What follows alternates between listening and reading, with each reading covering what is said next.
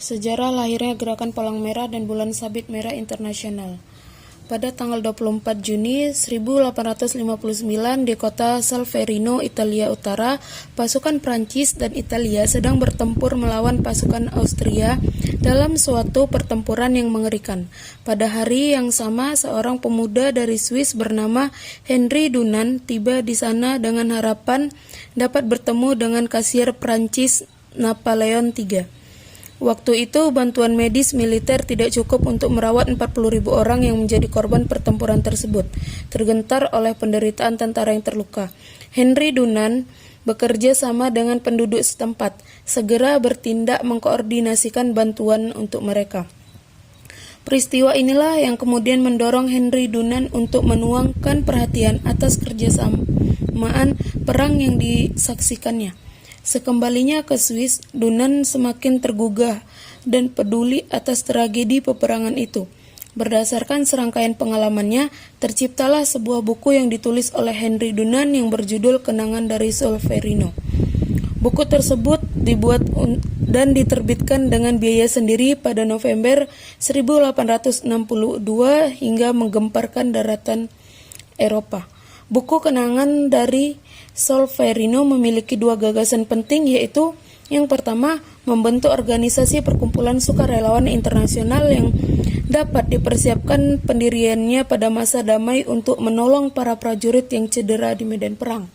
Yang kedua, membuat perjanjian internasional guna melindungi prajurit yang cedera di medan perang saat perlindungan sukarelawan dan organisasi tersebut pada waktu memberikan pertolongan di saat perang.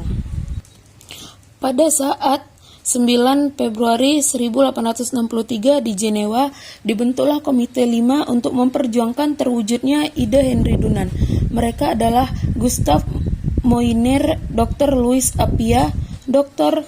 Theodore Monod, dan Jenderal Guillaume Henry Dufour. Seiring perkembangannya, tepatnya 17 Februari 1863, Komite 5 berganti nama menjadi Komite Tetap Internasional untuk Pertolongan Prajurit yang Terluka. Dan kemudian pada Oktober 1863, atas bantuan pemerintahan Swiss, komite ini berhasil melangsungkan konferensi internasional ke-1 di Jenewa. Hasil dari konferensi tersebut adalah disepakatinya satu konvensi yang terdiri atas 10 pasal.